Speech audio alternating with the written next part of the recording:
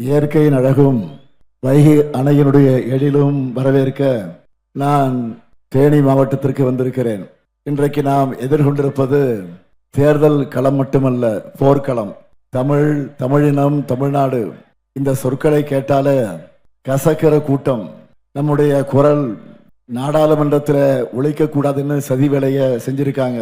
இந்தியாவில் குறிப்பிட்ட சில மாநிலங்களில் மதவெறியை வளர்த்து அதன் மூலமா இந்த நாட்டை ஆள்வதற்கு பாசிச பாஜக செஞ்சிருக்கக்கூடிய சூழ்ச்சி தான் தொகுதி மறுவரையறை. தென் மாநிலங்களில் தேர்தல் என்பது வெறும் சம்பிரதாயம் தான். மேலோட்டமாக பார்த்தா பிரதமரும் உள்துறை அமைச்சரும் சொல்ற மாதிரி நம்மளோட தொகுதி எண்ணிக்கையை அதிகரிக்க போற மாதிரி தெரியும், ஒரு ஷோ தெரியும். ஆனா உள்ளபடியே நமக்கு வர வேண்டிய எம்பிக்கள் எண்ணிக்கையை குறைச்சிருக்காங்க. இந்த சதிக்கு எதிர்ப்பு தெரிவித்து நேற்று நான் கருப்பு கொடி ஏற்றினேன். தொடர்ந்து தமிழ்நாடு முழுக்க மக்கள் தங்கள் வீடுகளில் கருப்பு கொடி கட்டி தங்களுடைய எதிர்ப்பை பதிவு செஞ்சிருக்காங்க. தமிழ்நாட்டோட மக்களோட பிரதிநிதியா முதலமைச்சர் பொறுப்பில் இருக்கிற என்னுடைய எதிர்ப்பு என்பது ஒட்டுமொத்த தமிழ் மக்களுடைய எதிர்ப்பு. இதை நாடாளுமன்றத்தில் குறிப்பிட்டு TR பாலு அவர்கள் பேசியிருக்கிறார். அதுக்கு மக்கள் தலைவரா எல்லோருக்கும் பொதுவானவரா நடக்க வேண்டிய சபாநாயகர் ஓம் பிர்லா அவர்கள் நீங்க கருப்பு கொடி ஏத்துனா என்ன, நீலக்கொடி ஏத்துனா என்ன என்ற ஆணவத்தோடு பேசியிருக்கிறார். அவர் தனிப்பட்ட ஸ்டாலினை அவமதிக்கல, தமிழ்நாட்டுடைய குரலை உணர்வுகளை ஏளனப்படுத்தி பேசியிருக்கிறார்.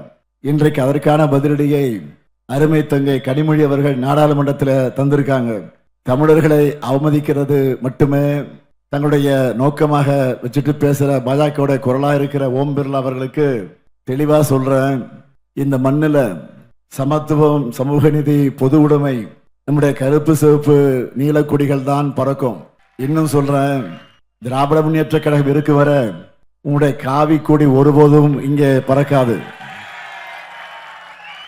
தன்மானம் உள்ள தமிழர்கள் பறக்கவும் விடமாட்டார்கள். நாடாளுமன்றத்தில் இன்றைக்கு நம்மோட அத்தனை உரிமைகளையும் பறிக்க பார்க்கிறாங்க.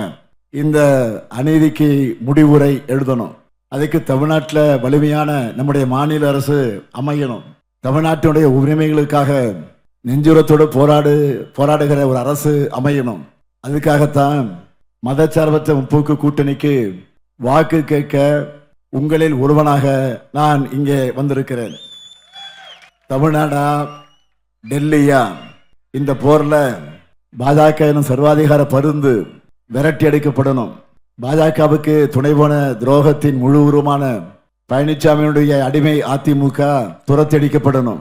அதுக்கு இந்த மேடையில உங்களுடைய ஆதரவை கேட்டு வந்திருக்கக்கூடிய மதச்சார்பற்ற முற்போக்கு கூட்டணி வேட்பாளர்களை நான் இப்பொழுது அறிமுகப்படுத்தலாமா? உங்கள் அனுமதியோட நான் அறிமுகப்படுத்த விரும்புகிறேன். முதல்ல போடிநாயக்கனூர் சட்டமன்ற தொகுதி நமது வெல்லும் வேட்பாளர் நம்முடைய பெருமதிப்பிற்குரிய சகோதரர் OPS என்று எல்லாராலும் அழைக்கப்படக்கூடிய O பன்னீர்செல்வம் அவர்கள். நம்முடைய அன்புக்குரிய OPS அவர்களுக்கு அறிமுகம் தேவையா? உங்க வீட்டு பிள்ளை. விசுவாசம் என்றால் OPS சொல்லக்கூடிய அளவுக்கு அம்மையார் ஜெயலலிதா அவர்களுடைய நம்பிக்கையை பெற்றவர். விசுவாசத்தை காட்டினவர் மட்டுமல்ல, ஒரு உலகமாக துரோகியை உலகுக்கு அடையாளம் காட்டியவர் அவர்தான். அப்படிப்பட்ட நம்முடைய OPS அவர்களுக்கு நம்முடைய வெற்றி சின்னமா உதயசூரியன் சின்னத்தில் நீங்கள் எல்லாம் வாக்கினை வழங்கிட வேண்டும். அடுத்து கம்பம் சட்டமன்ற தொகுதி நமது வெல்லும் வேட்பாளர் கம்பம் ராமகிருஷ்ணன் அவர்கள். கம்பத்தை தன்னோட அடையாளமாக பேர்ல இணைச்சுக்கிட்டவர். தேனி தெற்கு மாவட்டத்தினுடைய செயலாளர். உங்கள ஒருத்தரா இருக்கிற இவர் 7வது முறையா கம்பம் தொகுதியில போட்டியிடுகிறார். அவருக்கு மீண்டும் உதயசூரியன் சின்னத்தில் நீங்கள் வாக்களிக்கணும். அடுத்து ஆண்டிப்பட்டி சட்டமன்ற தொகுதி நமது வெல்லும் வேட்பாளர் மகாராஜா அவர்கள்.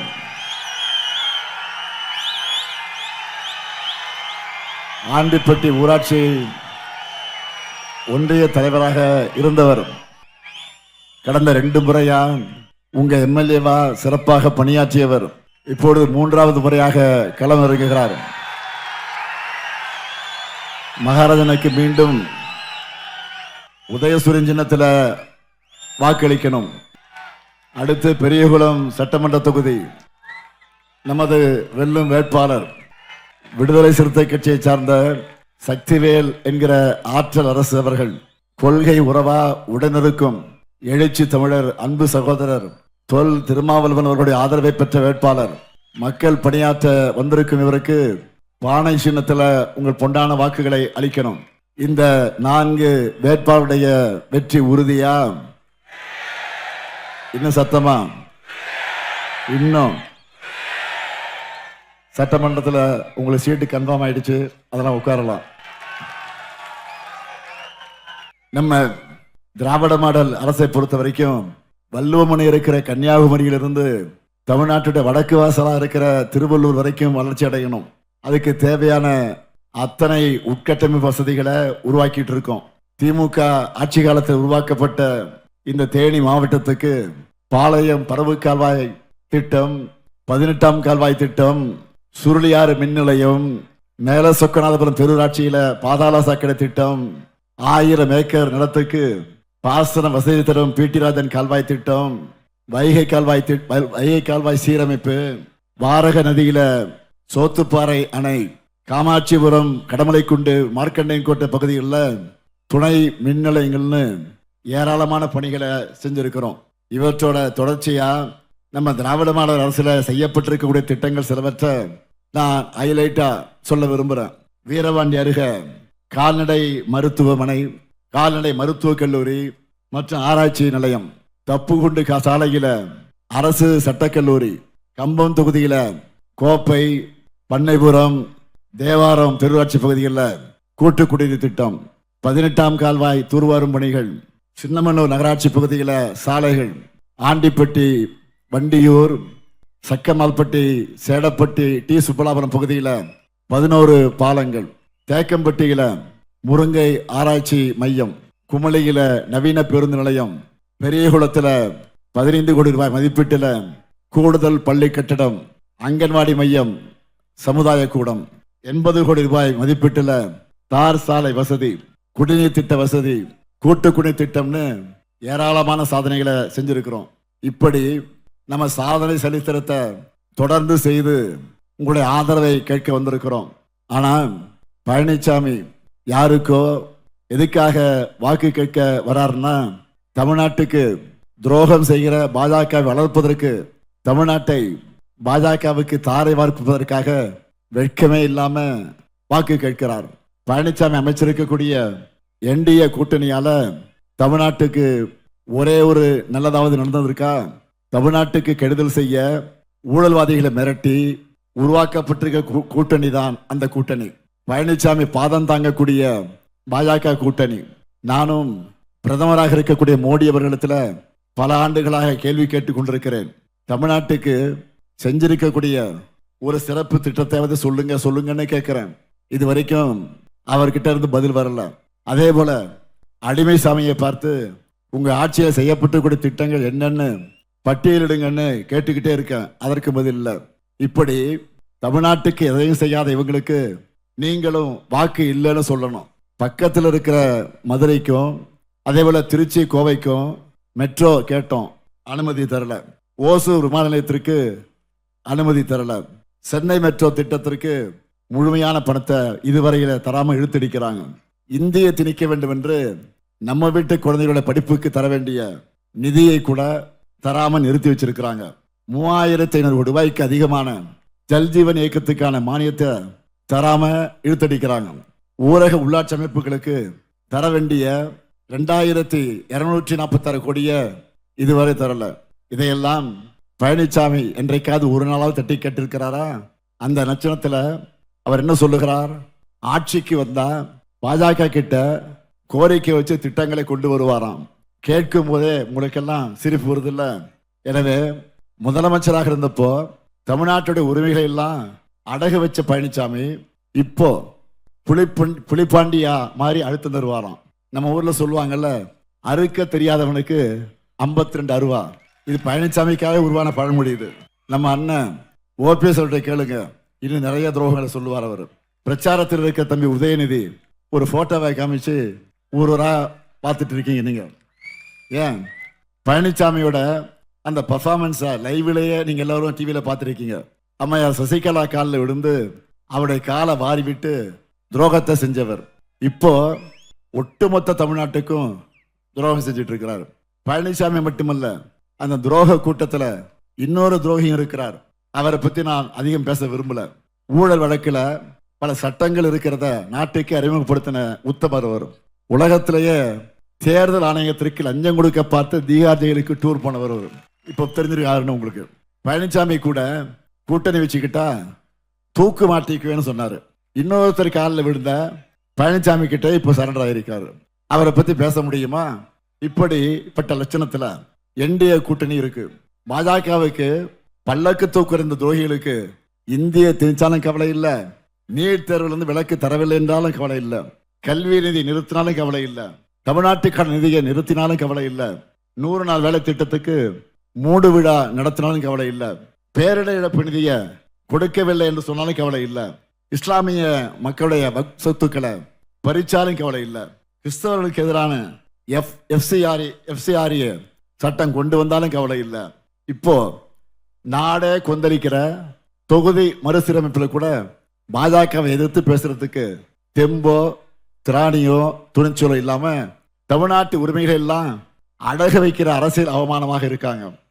ஆனா திமுக தலைமையிலான மதச்சார்பற்ற முற்போக்கு கூட்டணி என்பது உரிமைக்காக போராடும், போர்க்குணம் நிறைந்த சுயமரியாதை மிக்க கூட்டணி இந்த கூட்டணி.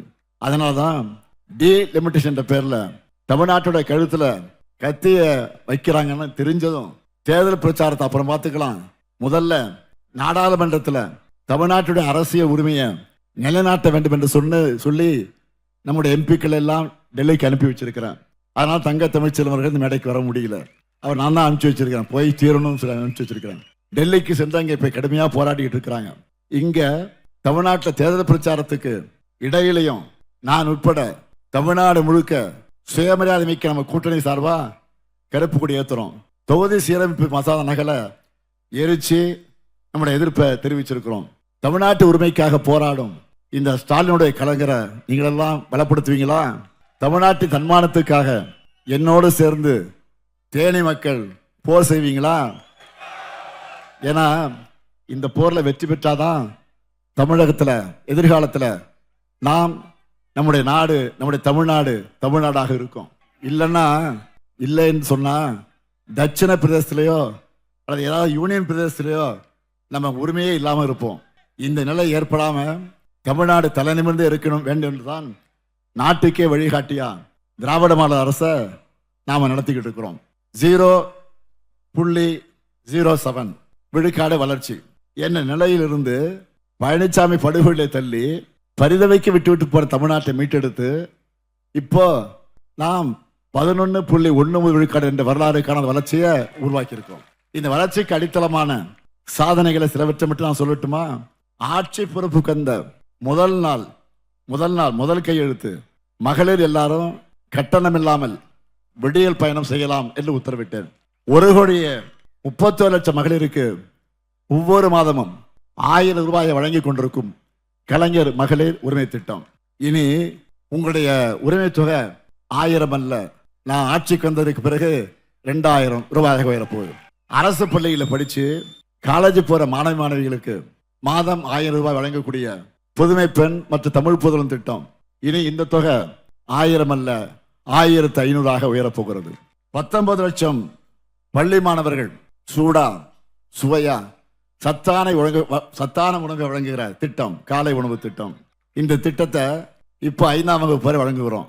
இனி நாம் 8ஆம் வகுப்பு வரை விரிவாக்கம் செய்திருக்கிறோம். மக்களை தேடி மருத்துவம் இன்னும் காப்போம் நம்மை காக்கு 48, நான் முதல்வன், தோழி விடுதி, கலைஞர் கைவினை திட்டம், கனவு இல்லம், கலைஞர் கனவு இல்லம், ஏராளமான திட்டங்கள் இருக்கு. 2021 திராவிட மாடல் ஆட்சிக்காக உங்களுடைய ஆதரவை கேட்டு நான் வந்தபோது நான் சொன்னேன், அடுத்த 10 ஆண்டுகளுக்கான தொலைநோக்கு பார்வையை உறுதிமொழிகளாக கொடுத்துட்டு தான் உங்களிடத்தில் வாக்கு கேட்டேன். அந்த அடிப்படையில் தமிழ்நாட்டோட அடுத்த கட்ட வளர்ச்சிக்கு களம் இறங்கி இருக்கிறது யாரு? Super star. யார் அந்த சூப்பர் ஸ்டார்? தேர்தல் அறிக்கை. சூப்பர் ஸ்டார் யாருன்னு கேட்டா ரஜினி படத்துல வரும்ல, அது சூப்பர் ஸ்டார் யாருன்னு கேட்டா அப்படி சின்ன குழந்தை கூட சொல்லும். ஆக நம்முடைய தேர்தல் அறிக்கை இது. இதுல என்னென்ன ஹைலைட் இருக்கு? இங்க இருக்கக்கூடிய மகளிரை நான் கேட்கிறேன், உங்க அண்ணன் இந்த ஸ்டாலின் கொடுக்க போற கூப்பன் எவ்வளவு சொல்லுங்க, சத்தமா சொல்லுங்க. மகளிர்லாம் இப்பவே வீட்டுக்கு என்ன புது பொருள் வாங்கலாம் டிஸ்கஸ் பண்ண ஆரம்பிச்சிட்டீங்களா? இந்த திட்டத்துல எவ்வளவு கூப்பன் தர போறோம்? எவ்வளவு ரூபாய்க்கு? 8000. கேட்கல, 8000 ரூபாய்க்கு கூப்பன். இந்த கூப்பனை வச்சு உங்களுக்கு தேவைப்படக்கூடிய வீட்டு உபயோக பொருளை புதுசாகவும் வாங்கிக்கலாம், இல்லைன்னா பழைய பொருளை எக்ஸ்சேஞ்ச் பண்ணி புது பொருளும் வாங்கிக்கலாம். உங்களுக்கு பிடிச்ச கடையில உங்களுக்கு பிடிச்ச பிராண்டை வாங்கிக்கலாம். உங்க வீட்டுக்காரலாம் கேட்காதீங்க, டிஸ்கஸ் பண்ணாதீங்க, ஏன்னா குழப்பி விட்டுருவாங்க உங்களை. ஏதாவது பிரச்சனை பண்ணி விட்டுருவோம். பிரச்சனை பண்ணா அந்த அண்ணன்ட்ட சொல்லுங்க, நான் பார்த்துக்கிறேன், அது வேற. அடுத்து 20 லட்சத்துக்கு மேற்பட்ட அதிகமான உழவர்கள் பயன்பெறக்கூடிய வகையில நவீன மின்சார பம்பு செட்டுகள் வழங்க போறோம். உயர்கல்வி முடிச்சிருக்கக்கூடிய 5 லட்சம் இளைஞர்கள் வேலை வாய்ப்பு பெறக்கூடிய வகையில நான் முதலும் திட்டத்துல 1500 ரூபாய் உதவித்தொகையோட 6 மாசம் பயிற்சி வழங்க போறோம். பால் கொள்முதல் விலை லிட்டர் ஒன்றுக்கு 5 ரூபாய் உயர்த்தி வழங்க போறோம். முதியோர் உதவித்தொகை ஏற்கனவே 1200 வழங்குகிறோம், அதை உயர்த்தி 2000 ரூபாய் வழங்க போறோம். மாற்றுத்திறனாளிகளுக்கான உதவித்தொகை 1500 ரூபாயிலிருந்து 2500 ரூபாயை உயர்த்த போறோம். 2030ஆம் ஆண்டுக்குள்ள மாவட்ட மற்றும் வட்ட அளவிலான அரசு மருத்துவமனைகள்ல டயாலிசிஸ் சிகிச்சைக்கான கருவிகள் 2 மடங்காக்கப்படும். கலைஞர் கனவு இல்லம் உள்ளிட்ட திட்டங்கள் மூலமா வீடற்ற ஏழைகளுக்கு அடுத்த 5 வருஷத்துல 10 லட்சம் வீடுகள் கட்டித்தரப்படும். இவை போக இங்க வந்த உடனே எங்கிட்ட வைக்கப்பட்ட சில கோரிக்கை அடிப்படையில் தேனி மாவட்ட மக்களுக்கான வாக்குறுதிகளை இப்போ நான் அளிக்க போறேன். ஏலக்காய் உற்பத்தி பெருமளவு நடைபெறக்கூடிய இந்த தேனி மாவட்டத்தில் ஏலக்காய் தொழிலுக்கான பொது வசதி மையம் பண்ணைபுரத்தில் அமைக்கப்பட உள்ளது. போடிநாயக்கனூர் பகுதியிலும் இத்தொழில் சிறப்பாக நடைபெறுகிற காரணத்தால மேலும் ஒரு மைக்ரோ கிளாஸ்டர் போடிநாயக்கனூரில் அமைக்கப்படும். கம்பம் தொகுதி சின்னமனூர் ஒன்றியத்தில் உள்ள விவசாயிகளுடைய கோரிக்கையேற்று வேளாண்மைக்கு தேவையான தண்ணீர் கொண்டு செல்லப்படும். கம்பம் உத்தமபாளையம் அரசு கல்லர் மேல்நிலைப் பள்ளியில் உண்டு உறைவிடப் பள்ளி தொடங்கப்படும். மேலும் தென் மாவட்டங்களுக்கான சிறப்பு வளர்ச்சி திட்டம் தேனியில வேளாண் தொழில் பூங்கான்னு ஒன்று உருவாக போகுது. நான் இவ்வளவு நேரம் சொன்னதெல்லாம் கொஞ்சம் தான். தேர்தல் அறிக்கை புத்தகத்துல இன்னும் ஏராளமா இருக்கு. இன்றைக்கு நம்ம திராவிட மாடல் ஆட்சியில வடக்கு வாழ்கிறது தெற்கு தேய்கிறது என்ற நிலையை மாத்தி தெற்கு தான் வழிகாட்டுது என்ற நிலையை உருவாக்கி இருக்கிறோம். அப்படி வழிகாட்டுகிற தெற்க ஒன்றிய அரசு வஞ்சிக்கலாமா? மக்களான நீங்க இந்த தேர்தலை தெளிவா முடிவெடுக்கணும்.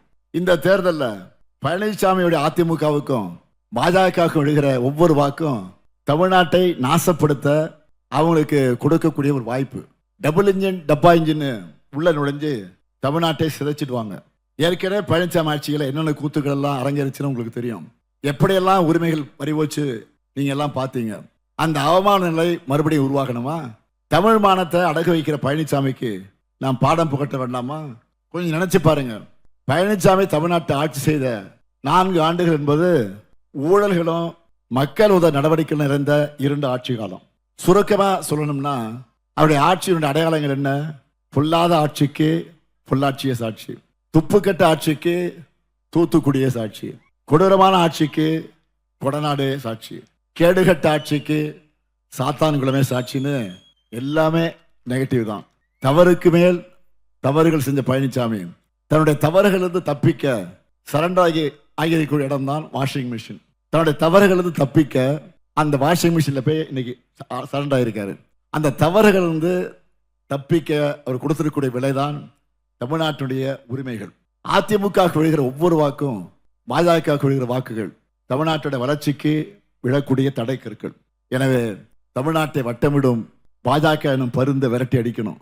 அதனாலதான் நடக்கிற தேர்தல் தமிழ்நாடு வெர்சஸ் என்டிஏன்னு நான் அழுத்த நிறுத்தமா சொல்லிட்டு இருக்கிறேன். தமிழ்நாட்டுக்கும் துரோகம் செய்யக்கூடிய 10 தோல்வி பழனிசாமிக்கு 11வது தோல்வியை கொடுத்து விரட்டணும். டெல்லியோட ரிமோட் கண்ட்ரோலுக்கு அடிமைகள் தமிழ்நாட்டில் ஆளக்கூடாது. எனவே தமிழ்நாடு வெற்றி பெற தமிழ்நாடு தமிழாக இருக்க நான் தலை நிமிர்ந்து நடைபோட மதச்சார்பற்ற முற்போக்கு கூட்டணி வேட்பாளர்களை நீங்க வெற்றி பெற வைக்கணும். அதனால் திரும்ப நினைவுபடுத்துகிறேன். போடி தொகுதியில் நம்முடைய மதிப்பிற்குரிய OPS அவர்களுக்கும், கம்பம் தொகுதியில் கம்பம் ராமகிருஷ்ணன் அவர்களுக்கும், ஆண்டிப்பட்டி தொகுதியில் மகாராஜன் அவர்களுக்கும் உதயசூரிய சின்னத்தில் வாக்களிக்கணும் கேட்டுக்கிறேன். பெரியகுளம் தொகுதியில் சக்திவேல் என்கிற ஆற்றலரசு அவர்களுக்கு பானை சின்னத்தை வாக்களிக்கணும் கேட்டுக்கிறேன். இந்த தேர்தலில் பாஜகவுடைய ஆணவத்துக்கும் அதிமுகவுடைய துரோகங்களுக்கும் ஒரு சேர முடிவு கட்ட வேண்டும். தேனியில் இப்போது நான் பேசிக் கொண்டிருக்கிற போது ஒரு வெற்றி செய்தி வந்திருக்கிறது, நல்ல செய்தி வந்திருக்கிறது. அதை உங்களிடத்தில் நான் பகிர்ந்து கொடுக்கிறேன். தமிழ்நாட்டுக்கு எதிராக கருப்பு சட்டம் கொண்டு வந்தாங்களா நாடாளுமன்றத்தில், நீங்க பார்த்துருப்பீங்கல்ல. அதில் நாம கொண்டு வந்த தீர்மானம் தோற்கடிக்கப்பட்டு நாம் அதில் வெற்றி பெற்றிருக்கோம். இந்த வெற்றி சும்மா ட்ரெய்லர் தான். அடுத்து பெற இருக்கிற பாருங்க, அதான் மாபெரும் வெற்றி. தமிழ்நாடா டெல்லியான்னு கேட்டிருக்க பாருங்க. தமிழ்நாடா டெல்லியா தேர்தலுக்கு இன்னும் இடையில 5 நாள் தான் இருக்கு. ஒரு பக்கம் கோடைக்கால வைப்போம், இன்னொரு பக்கம் தொகுதி மறுவரைய இந்த பிரச்சனை நெருப்போட வைப்போம். அதில் வெற்றி பெற்றுட்டோம். இதுக்கிடையில தான் நம்ம உடன்பிறப்பு களத்தில் இறங்கி பிரச்சார பணிகளை செஞ்சுக்கிட்டு இருக்கிறீங்க. 5 ஆண்டு ஆட்சி எந்த அளவுக்கு முக்கியமோ அதே அளவுக்கு இந்த கடைசி 5 நாட்கள் போடுகிற உழைப்பும் ரொம்ப முக்கியம். ஓய்வுக்கோ சோர்வுக்கோ இடமில்லை. ஏன்னா நம்ம இந்த தேர்தலை சும்மா ஜெயிச்சு ஆட்சிக்கு வந்தா போதும்னு வேலை செய்யல. 200 தொகுதிகளுக்கு மேல நான் வெற்றி பெறணும். அதுக்காகத்தான் இவ்வளவு உழைப்போம். தினமும் பல மணி நேரம் பேசி கடைசி 2 நாளா எனக்கு தொண்டையில சின்ன கரகரப்பு இருந்து, அதுக்காக நான் தலைவராக இருக்கக்கூடிய நான் ஆற்ற வேண்டிய பணியை அந்த தொண்டை நான் மறக்கல. ஒவ்வொரு உடன்பிறப்பும் பிடித்தான். உங்க எல்லாருக்கும் இந்த நேரத்தை நன்றி வாழ்த்துக்கிறேன்னு சொல்லி நான் தொடர்ந்து உழைப்போம். சரித்திர வெற்றியை பெறுவோம்.